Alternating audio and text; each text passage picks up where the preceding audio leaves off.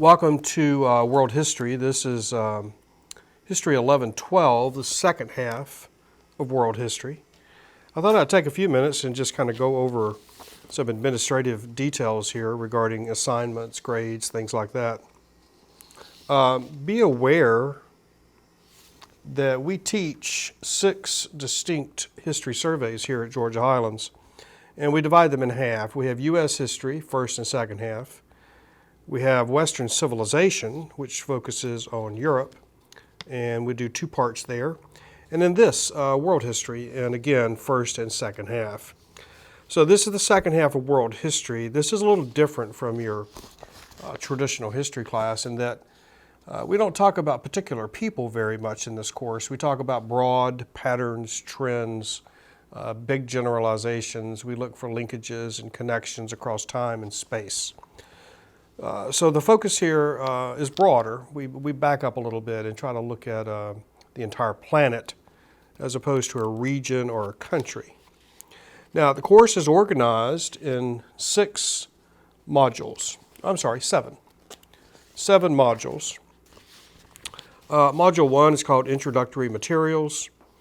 Module 2, The Human Web Widens. Module 3 is called Globalization. Module 4, Eurasia. Module 5, the long 19th century. Module 6, the bloody 20th century. And then finally, Module 7, the 21st century. So your course is organized by modules, and each module will have specific details like a discussion question, an assessment question on a primary source. What you will do is read a selection or an excerpt from a primary source, and then you'll take a 5-question test asking specific questions like who are the audience, or what is the audience for this document, what is its purpose, why is it significant, what are the contexts, things like that. Each module will also have a content quiz over the lectures. And of course, at the center of this course are video lectures like this. Now, in addition to the video lectures that I'm recording, we'll also include additional video lectures, some of them from Crash Course in History, the Khan Academy, and others, and they're short, 10, 12 minutes, the average length of both mine and the additional lectures. There'll also be an ordering question included in your content quizzes. Ordering question gives you a selection of items and ask you to put these items in chronological order so you can have a sense of context. Where do these things fit in the broad scope of history? There'll also be a midterm and final exam. The questions for these exams will come directly out of these lectures. Let's talk about assignments and points here. I mentioned discussion post. We'll have 6 of those. They're worth 25 points each. Your exams, 2, midterm and final. They're worth 125 points each. We have the content quizzes, 6 of them, again, worth 40 points each. And then primary source quiz, also 6, worth 60 points each. The grading scale is the same one you've been used to all your life. It's a 1,000-point system, so 900 and above is an A, 800 and above is a B, and so on and so forth. I want to mention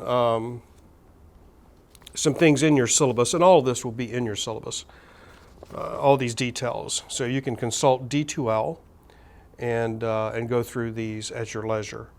There are student resources listed in your syllabus. There's online tutoring available in D2L. Financial aid information as well. Early warning system.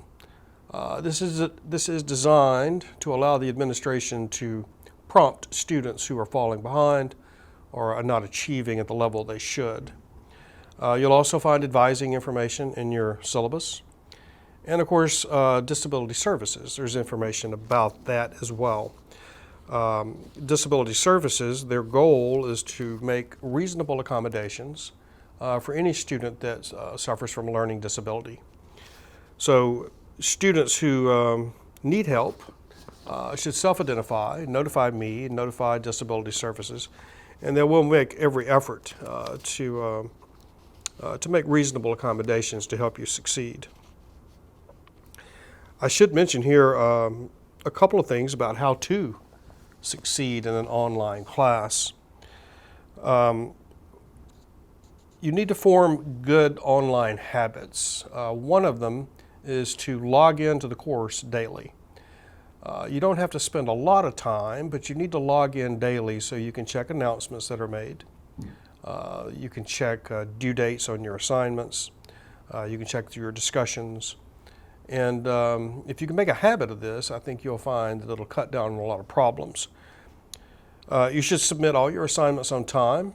If you're unable to do so, then you should notify your instructor beforehand to see if there's any sort of reasonable accommodation that could be made. You should treat your classes kind of like you treat a job. If you're going to be absent, you're not going to be able to fulfill your obligations, you should notify your teacher the same way you would notify your supervisor at work. It's a matter of professional courtesy. If you do this with teachers, they will often give you the benefit of the doubt. Create a schedule that you can abide by, a schedule that is not too onerous, but that is consistent. And again, 15, 30 minutes, an hour, whatever it is that you can afford to take, try to create a schedule and abide by it. Consistency is the key here. Quite often, students have other responsibilities, jobs and spouses, children, pets. So you have to decide just how important classes are. How much time can you devote to them? And of course, you're the only one that can answer that question. You're going to need to engage the material. Now, we teach these survey courses to all college students, these history survey courses. And of course, the vast majority of you are not going to be professional historians. So, for many of you, I know that history was your least favorite subject in high school because it's so abominably taught, a lot of memorization and very little else. This course is not about memorization. This course is about critical thinking, engaging the material.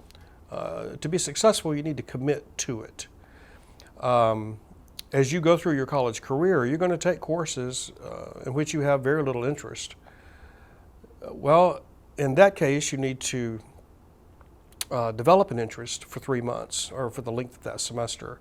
If I had to take a chemistry class this fall, I would dread it. But for 3 months, I would engage that course. And I may never think about it again once the course is over, but for 3 months, you need to engage and commit to whatever course you're in so that you can succeed. You can, of course, watch these videos as many times as you need to. You can take notes while watching the videos. Bring some energy, bring some imagination to the course. You're going to have discussion posts, which you can use your imagination a bit. It's also key to ask questions about any problems or questions that you have. I'm really good at returning emails quickly. I will respond and do what I can to help you. It's much better to solve problems early than it is to grapple with them once they get big and out of control. So email me at any time about any concerns or questions that you may have. So that's the basis of the course. At the center of the course, of course, are the video lectures and the additional lectures, the content quizzes over the lectures, the primary source quizzes over the primary sources that I'll choose for you, midterm and final, and then discussion post. And again, the course is organized in the 7 modules that I talked about earlier. So that's a short introduction to the course. And again, all of this is in D2L for you. So let's get started and good luck.